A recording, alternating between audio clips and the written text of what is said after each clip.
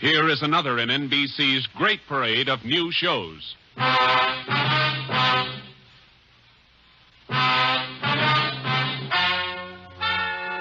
Ladies and gentlemen, the story you are about to hear is true. Only the names have been changed to protect the innocent. NBC brings you Dragnet.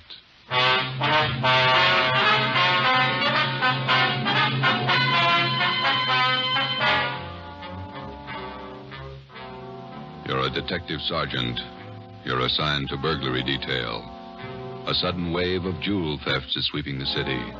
In 16 days, 16 burglaries have been committed, one each night.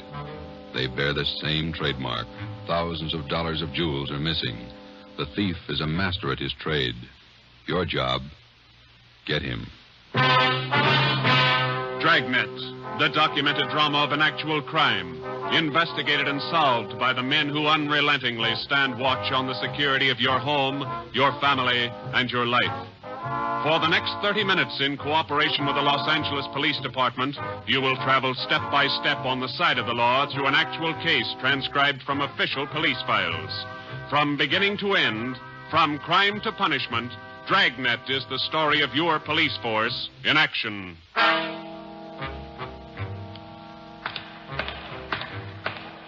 It was Tuesday, June 17th. It was warm in Los Angeles. We were working the day watch out of burglary. My partner's Ben Romero. The boss is Ed Backstrand, chief of detectives. My name's Friday.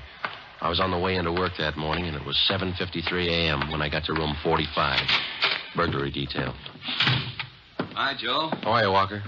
Gonna be a scorcher out today. Yeah, just like yesterday. Ben in yet? I think he's over in communications picking up the mail.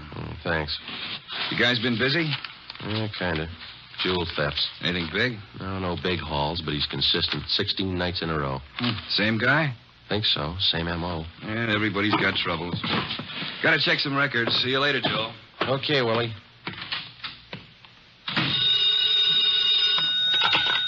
Burglary Friday. Yeah. Okay, Mike, soon as Ben gets back. He's picking up the mail. Right, bye. Hi, Joe. Hi, Ben. Hannon just called. Chief wants to see us. Take a look at these first. What do you got, overnight reports? Yeah, here, these two. Yeah. 2 of them. 3 diamond rings, 1 sapphire, 1 necklace, jade. Big haul. Look at the other one. Lady's watch, diamond band, emerald bracelet, tourmaline brooch. What's tourmaline, Ben? I don't know. Must be valuable. It's gone. Let's see. Owner left house about 9 p.m., returned about 1:30 a.m., found property gone, scratches on the door. Probably using the cellophane method. Hasn't missed yet. 2 in one night. Well, he's picking up his pace. Must have a bag full of loot somewhere, whoever it is. You get the description sheets from pawn shop detail? Yeah, I got them right here. You take half of them. Let's see what luck we got this morning. Yeah. Nothing so far. Me neither. I'll get it, Joe. Burglar Romero. Hi, Ben. Chief still wants to talk to you, boys. He's got an appointment at 8:30. Wants to see you before he leaves. Okay, Mike. Just checking some buy sheets. Be right in. Better make it fast. He's in a bad mood this morning. Okay, Mike. Thank you. Backstrand again? Yeah, he's in a bad mood. Come on. Wonder what's bothering him. Something's bad. He doesn't blow very often. Chief of Detective's Office, Hannon. Go ahead in, boys. He's waiting. Thank you, Mike. All right, ma'am. I'll connect you. Friday, Romero, sit down. Wait till I get the phone. Backstrand. Oh, yes, Mrs. Winthrop. Yes, ma'am. We're doing all we can. Yes, ma'am. Yes, ma'am. Yes, I'll do that. Yes, ma'am. Goodbye. Got trouble, Ed? Taxpayer, Mrs. Winthrop. You two ought to remember the name. We do, Skipper. 10 days ago, somebody lifted $2,000 worth of diamonds from her bedroom while she was at the symphony. Last night, she was hit again. A diamond watch, an emerald bracelet, and some kind of a brooch. Tourmaline. I don't care what kind it was. It's gone. What's the pitch? We just read a report a couple of minutes ago, Skipper. Could be a tie with those other 16 jobs. 16 jobs in 16 days. You haven't got a lead on the thief yet? Nothing shows up. No prints, nothing. What about the pawn shops? Nobody's tried to soak any hot stuff as far as we know. We double-checked the detail. We got every hawk shop in town on the alert. Whoever it is, they've got to try to pawn the stuff sometime. Unless they're going to give diamond rings for Christmas presents. And they haven't tried the pawn shops yet, Skipper. We're sure of that. Look, 16 burglaries in 16 days. Jewels and watches. Good ones. Well, it's got to stop. It's got to stop soon, you understand? We'll stay right on top of it, Ed. We're doing all we can. For 2 weeks, I've had half a dozen women calling me every day. Society women. Some of them figure they should get extra treatment. They're only DR numbers to us, Skipper. They all get the same attention. I'll try and explain that to some of them. They think you're in on the racket. Maybe you boys would like to take these calls some morning. No thanks, Ed. All right, then, let's get some action. Keep the pawn shop operators on their toes and get after every known fence in town. That's all. I've got an appointment. All right, Ed. Check you later. Holding a call for you, Ben. Oh, thank you. Hello. Oh, hi, Max. What? Well, hold it. Be right down. First break, Joe. What do you got? Necklace and a watch. Both of them on the stolen property list. Where? Henry's pawn shop. 5th and Main. 6 minutes later, at 8:25 a.m., Ben and I drove up in front of Henry's Square Deal Pawn Shop. Quick cash, no red tape, watches bought and sold. The proprietor was Max Murphy, an old friend of Ben's. Well, pal, of all days, it had to happen yesterday. Took the day off and went fishing up at Big Bear. I left my nephew in charge, Harry. A real knothead, that kid. How do you mean, Max? Joe, if I told him once, I told him 101. Whatever you do, whatever they come in with to Hawk, check it with the list. Check it with the stolen property list. What does he do? He forgot. He forgot. Oh, a real knothead, that boy. How old is he, Max? 32. A real knothead. I checked the slips from yesterday. Then I checked the stolen property list. There it is. Hot stuff. When did the stuff come in, Max? Do you know? About 4 o'clock yesterday afternoon. Can we look at it? Oh, sure. Back here behind the counter. There it is. Did you check out the serial numbers on the watch yet, Max? When I found out, yes. They matched to a T. All right, let's see. Yeah. Description on this necklace matches, too. Let's have a look at your buy book, huh, Max? Yes, sir, Joe. Here you are. There's the deal right there. Here? Yeah, that's him. That's how he gave his name. Walter Tracy, 132.5 Blackstone Court, Los Angeles. Let me check the book for the description, Max. Oh, sure. Yeah, here. Mm-hmm. Okay, Max, thanks. We'll be checking with you later. Sure, Joe. Anytime. Sorry. All right, Max. See you later. You fellas take it easy. Right.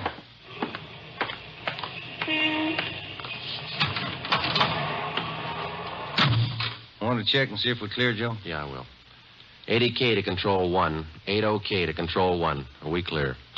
Control 1 to 80K. Stand by. Good lead, Joe. Got a description anyhow. Yeah, it's too bad Max's nephew had to slip up. Control 1 to 80K. Call your office immediately. Call your office immediately. KMA 367. Wonder what that's about. I don't know. I'll call in. You got some change? I'll use Max's phone.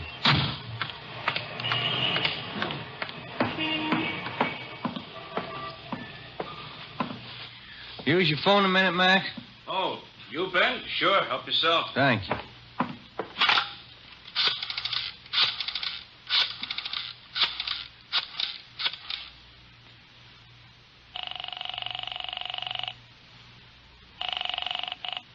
City Hall. 2524. 2524. Burglary. Levine. This is Ben, George. You got something? Hot one. Universal Loan Shop, 6th and Barton Place. Guy just took in a couple of rings. He checked too late. What you mean? He checked the form after the guy left. It was signed Walter Tracy.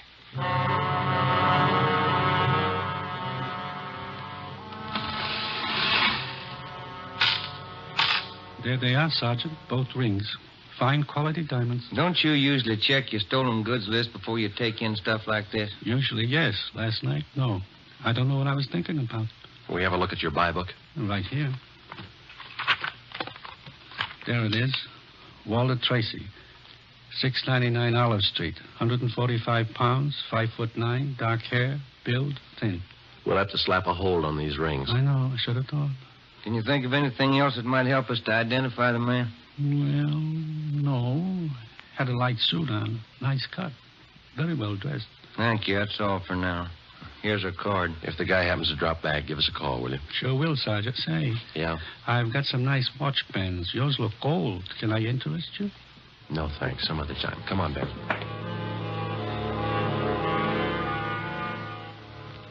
That afternoon and the following morning, despite our alert and our warnings, 2 more pawn shops called in with reports of stolen watches taken in. We checked them out. The serial numbers on the watches matched those on the stolen property list. On the pawn shop account books, the loan was listed under the name Walter Tracy. The addresses were given as number 12 St. Vincent Place and 700 East Flower. The descriptions of the man were the same. Slight build, well-dressed, about 145 pounds, 5 feet 9 inches tall, dark wavy hair. We had the name and description distributed to every pawn shop in Los Angeles and surrounding communities. Through our informants, we checked up on every known fence in the city. For the next 2 nights, we received no reports of stolen jewels. That made up for the double burglary the night before. On June 19th, the box score read 18 successive nights, 18 successive jewel burglaries. At 3:25 in the afternoon, Ben and I sat down to check over the late incoming reports. Got anything, Joe? Not yet, no. Nothing here. Maybe the guys left town. Nope. No such luck. Take a look. That's it, number 19. He may set a record. Well, he's making monkeys out of us, isn't he? Look, man's watch, lady's watch, Chinese amber necklace, diamond shirt studs, and a bracelet with 2 large rubies. He's getting ambitious. How's the value listing? Let's see. $1,800. 1 haul. I'll get it. Burglary Friday. Yeah. What? Yeah. Be right down. Stall him. Let's go, Ben. Where? Kaplan's down on East 2nd. Walter Tracy's in there now, trying to hock a gold watch.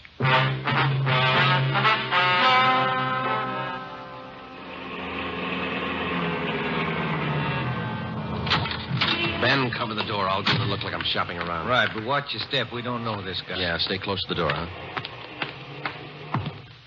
I'm sorry, that's the best we can do on the watch. Look, Mac, this is gold. 21 jewels. Well, that's the best I can do. Drop dead. What's the best I can do? Don't get sore. Yeah, sure. See you later. That's him, Sergeant. Walter Tracy. I stalled him as long as I could. All right, I'll check back with you later. Did you spot the guy that just came out? Yeah, I went up the street. Let's follow him. Hustle it. Spot him, Ben? Straight ahead, about 15 yards. He's crossing the street. Yeah, let's get up a little closer. We'll lose him sure if the light changes. Come on, run for it. Watch the traffic light. Yeah. That was close. You might have spotted us. It's going faster. Come on, Joe, run. Yeah. Don't lose him. This crowd's not helping. Hey, wait a minute. I bet you're a cop. You're chasing All somebody. right, let go of my arm, mister. Let go. Well, you don't have to get tough. Lousy cops think they own the street. I'm going to write the mayor's office. Come on, Joe. He's running for it. Yeah, I see him. Watch the signal up ahead. Hurry, Joe. Almost up to him. Into the parking lot. Hey, you! Stop! Look out, Joe. A gun. Yeah, I see him. Get away. All right, smart guy. It's a nice job. Yeah. He's too fast for an honest man. Let's take him in. When we got back to headquarters, Walter Tracy was under technical arrest. We took him directly to the interrogation room. We searched him thoroughly. We had him take everything out of his pockets and put it on the table. Then we had him take all the money he had in his wallet, count it out, and hold it in his hand. What is all this routine? That's all the money you have on you? $47.17, right? Yeah. Okay, keep it in your hand. Ben, shake him down. All right, Tracy. Take off your coat, shirt, tie, and your shoes and socks. What kind of a pitch is this? I'm no hood. Take them off. 2-bit cops. You're not pinning anything on me. I don't care what you do. Sleeves, pockets, lining. Nothing in the coat, Joe. Get his shirt. Take it light with the threads, huh? Costs money. How about the trousers, Ben? Let's see. Cuffs, pockets. No. Let me get the belt. Zipper on the inside of the belt? No, it's clean. Shoes are okay. All right, Tracy, let's see the soles of your feet. I hope you don't mind. They're dirty. Why don't you take a shower? Let's see. All right, Joe, nothing. Put your toes back on. Yeah, thanks. All right, you. What's your name? Huh? I said, what's your name? You telling jokes? Walter Tracy. You know that. Your real name. How old are you, Tracy? 27. Where do you live? No place. Just got in town a couple of days ago. Where are you from? Salina, Kansas. Where you been sleeping the last 2 nights? The park, Pershing Square. Clothes don't show it. Pretty natty. I had 'em pressed. Where? Down by the square. I don't remember. You ever been arrested before? No. Where'd you get this gun, Tracy, the one you pulled on us? I didn't know who you were. Could have been a couple of hoods. You kind of look like it. Where'd you get the gun? I won it in a crap game coming out on the train. Where'd you get the watch? Graduation present. You want to run a make on him, Joe? The gun and the watch? Yeah, I'll call him. Go on, check. You can't prove a thing. Pawn shop records, Gilmore. Gil, this is Friday. Can you give me a make on a watch? Sure, Joe. Go ahead.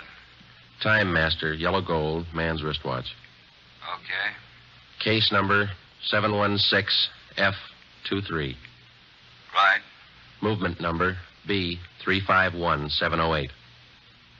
Got it. Okay. Now give me a make on this gun, huh? 32 S&W automatic. Serial number 579461. Okay. Call me back? Right. What's your station number? 2572. I'll ring you, Joe. Thanks. Having fun? What'd you do with all those jewels you stole? When do I get out of here? I don't think you're going to get out. You got nothing on me. How tall are you, Tracy? Get your tape measure. 5'9". How much you weigh? 140. I'm 27. My name's Walter Tracy. I come from Salina. I've been in town 2 days, and I don't know what you guys are talking about. You sound smart. You don't act it. And you're flying Brian, copper. What'd you do with those jewels you stole? I don't know what you're talking about. What color are your eyes? I don't know. I'm colorblind. What color would you say your hair is? You colorblind, too? You ever been arrested before? Straighten out. He asked me that. I'm asking you. No. You ever done any big time? No. All right, I don't care if you level with us or not. We're going to make you on those prowl jobs, all 19 of them. Sure. You guys are smart. You got in Los Angeles 2 days ago, is that right? Yeah. You don't know anything about any jewel thefts. That's what I said. And how come your name and your handwriting's on the account books in 4 pawn shops in Los Angeles? It's not mine. You can't prove it. We can, Tracy. Come clean. What'd you do with the stuff you stole from 1250 Moraga Drive, June 5th? I didn't steal any stuff. What'd you do with the rings and watches you took from 1400 Placerville Road, June 9th? I wasn't in town. What'd you do with the diamond dress pins you stole June 13th, 123 South Van Ness? Did I do that? You're not only kinky, you're a bad liar. You prove it. Border get you a sawbuck, your prints bounce, Tracy. Our handwriting man's gone to work on those signatures of yours. You haven't got a chance. Now, come on. Where'd you hide this stuff? You can't prove a thing. Where'd you say you've been sleeping the last 2 nights? In the park, Pershing Square. You want a map? Clothes sure look nice. I said I had 'em pressed. But you can't remember where. No, I can't remember where. That a crime? Friday talking. Joe, this is Gilmore. Here's the stuff you asked for. Let's have it, Gil. No make on the watch, no make on the gun. Okay, Gil. Thanks a lot. Yeah. You're in up to your neck. You said that, didn't you? You're going to talk, Tracy. Kind of tired. All right, we'll let you sleep on it. Come on, Ben. Let's book him. Right. I'll get your jobs, coppers. Sure. Come on. We took Walter Tracy to the county jail and had him booked on suspicion of burglary. He was still sullen. We knew we had the guilty man. Now we had to prove it. As it often happens, the victims never see the burglar. They only know he's been there. They can't identify him, but they can identify their property. Our job was to find the property. When we did, we'd have Walter Tracy. And the 19 victims would have their property returned. But Tracy wasn't talking, and we knew he'd never talk unless he thought it might help him. We took the problem to Ed Backstrand. Smart punk, Skipper, but he's done time before. How do you know? Tried him out last night when we brought him in. He talks like it and he acts like it. But he won't cop out. Are you sure? He won't talk in 100 years. He knows he's got us in a spot. Well, one thing's sure. We're not going to send him up without finding the loot first. He's planted the stuff somewhere in this city. We've got to find it. Ben and I have got an idea, Ed. It's not going to be easy, but it might work. What is it? Tracy tried to soak some of the stolen property at 4 separate pawn shops in the downtown area. Yeah? At each one of those 4 pawn shops, he gave a local address. Now, we're sure he must have a room or an apartment someplace in town. All right. Where? That's where guesswork comes in, Skipper. Every one of those addresses he gave falls within a certain area. How big an area? Oh, you got that street diagram, Joe? Yeah. Here it is, Ed.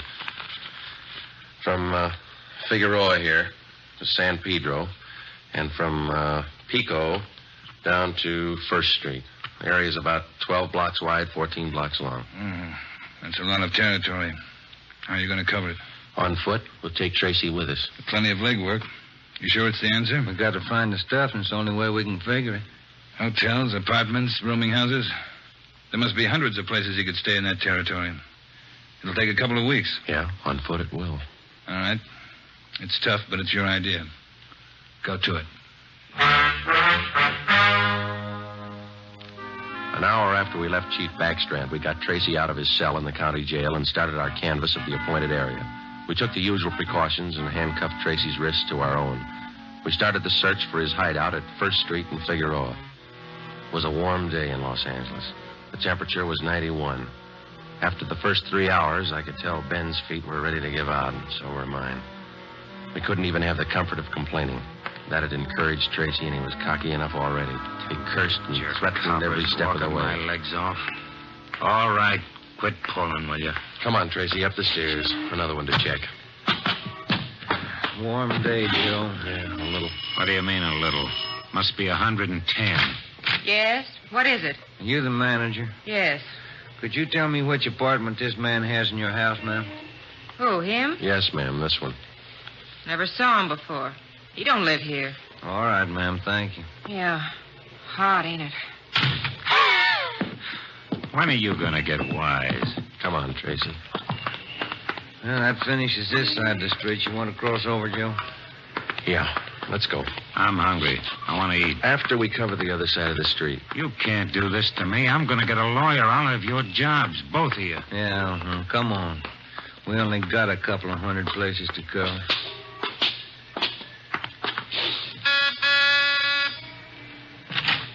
Hi, gents. What can I do for you? You the manager? I run the place, yeah. Which room does this man have in your place? Him? You made a mistake. He doesn't live here. All right, thanks. My feet are killing me. Wait till I get a lawyer. I'll burn both of you dumb cops. What do you think you're doing anyway? Making a guy... All that day and the day after that and the day after that, Ben and I, with Tracy handcuffed to our wrists, canvassed the designated areas from hotel to hotel, from rooming house to rooming house, and the apartments, too. Every day our feet ached a little more, our pace slowed down, Tracy got more irritable, and the weather got hotter. The second day, it reached a high of 92. The third day, 94. The fourth day, 94. Police regulations say plainclothes officers must wear a coat and necktie on the street at all times. We wore our coats and neckties. The search continued into the fifth day. Our pace got even slower. Ben and I started to lose heart.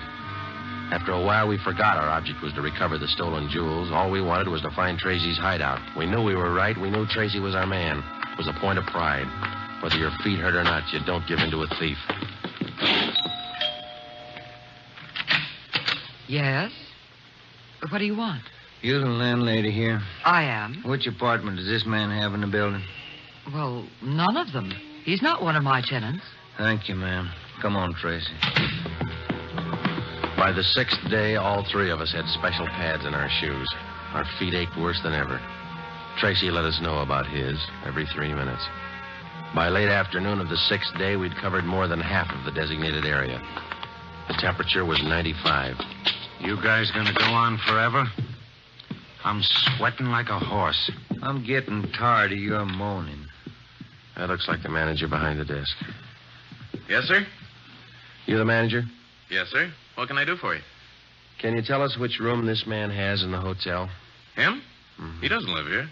Hey, you fellas look awfully warm. Like to cool off in the lobby? We're air-conditioned. No, thanks. I'm hungry. When do we eat? You're always hungry. You got the biggest mouth on a cop I ever saw. Oh, All yeah. right. Yeah. I'm hungry. I want to eat. Now. Wait till I give this story to the papers. Mistreating innocent guys. They'll break you. All right. Come on, up the stairs. I'm going to get a lawyer tonight. I'll show you. Yes? Why, Mr. Baker, where have you been? We questioned the landlady, a Miss Elizabeth Hunter. She told us that Baker, alias Tracy, had rented an apartment from her about 2 months before. That's all the information she could give us. Tracy clammed up. He would admit nothing. We asked Miss Hunter to accompany us as a witness. We took the elevator up to Tracy's apartment on the 6th floor. Miss Hunter, Tracy, Ben, and I. Down this way. Here. Do you want me to open it? Please, Miss Hunter. What? There's a girl. Walter? What is it, Walter? I told you to get out of town if I didn't come back. I didn't want to leave. I didn't want to leave without you. I thought you slept in the park. Take a jump. Where's the stuff hidden? All right, Ben, handcuff him to a chair. The girl behind him. We'll find the stuff ourselves. All right, Tracy. All right, you next. I haven't done anything neither. See, you can't prove it. Billy, shut up. That's better. No talking between you two. If there is, we'll separate you. All right, Ben, you take the living room here. I'll try the kitchen. And get a window open. It's hot in here. All right. Sergeant, you will be careful of the furniture. Yes, ma'am. I had no idea. You, Mr. Baker, of all people. Don't talk to him, please, ma'am. Oh, yes. Tin cop. Why don't you spell? Ben, look. It's only the beginning. He's got the stuff scattered 7 ways for Sunday. We're going to need help. In the milk bottle? Yeah, 2 rings, 3 loose diamonds, and this bottle of mayonnaise. We found some kind of a brooch in it. A couple of watches taped to the underside of the kitchen sink. All right, you. Convinced? Okay, Ben, call Backstrand. There was a definite possibility that Walter Baker, alias Tracy, had stored some of his stolen loot outside his apartment. We stood little chance of ever recovering it unless we got him to break. Ben called Chief Backstrand, and in 10 minutes he arrived at the apartment with another man from burglary detail, George Levine. Together we went over the 4-room apartment foot by foot. We found jewelry, watches, loose stones in every conceivable place. In cartons of cottage cheese, in jars of cold cream, in the garbage can, everywhere. Who's your girlfriend? All right, I'll ask her. What's your name? I said, what is your name? Billy. Billy Crawford. He didn't do anything. He didn't. All right, Billy. Maybe you can tell us. Where's the rest of the stuff he stole? He didn't steal. He didn't steal anything. Billy, shut up. Keep quiet, you. Ed, wait a minute. What? Just a minute. I want to look over here. Papers. Taped to the underside of that top drawer. What is it, Friday? No, you can't. You can't. Look at these. All right, you found them. I'll talk. No, Walter, don't. Parole papers. He's an ex-con. Yeah, I'll cop out. Don't do it, Walter. Billy, shut up. Dumb dame. The rest of the stuff, where is it? On the roof. Inside the ventilator, the one near the front, you'll find a couple of paper bags. That's it. Levine? Got it, Chief. I'll check it. Your papers say you did time in Oregon. What for? Fell for robbery. Did 5. I owe him 7. What about the girl? Walter, I'm going with you. Her? I don't know. You figure it. All right, Friday. Romero, take the girl to Lincoln Heights and book her. We'll take him. Right, Ed. Come on, Ben. No, Walter, I want to go with you. I'm sorry, ma'am. This way out. All right, easy, lady. No, wait a minute. Just a minute. Walter? You're a dumb dame, Billy. So long. Walter. All right, come on, let's go. What's the matter? You feel all right? He lied. He said he loved me. He lied to me. Don't feel hurt, lady. He lied to everybody.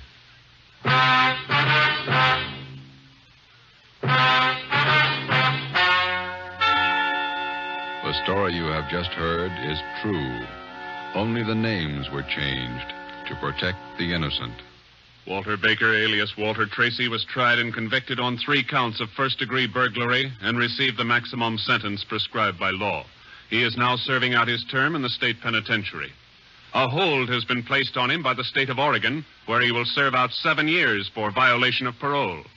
Billy Crawford, Baker's accomplice, was tried and convicted of receiving stolen property and is now serving time in the state penitentiary for women.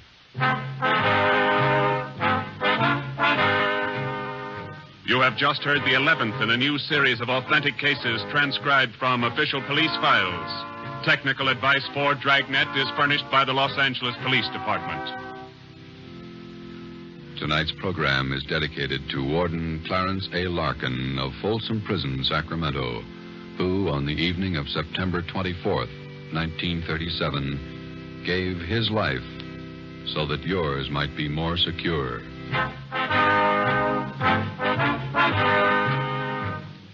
Dragnet came to you from Los Angeles. If you enjoyed tonight's production of Dragnet, you'll want to listen this Saturday evening to a pair of adventure shows featuring 2 well-known Hollywood personalities. You'll enjoy Brian Donlevy, star of Dangerous Assignment. Also on Saturday's schedule is Richard Diamond, private detective, as played by the screen's romantic tough guy, Dick Powell. Listen to both of these exciting programs this Saturday over most of these same NBC stations. This is NBC, the national broadcasting company.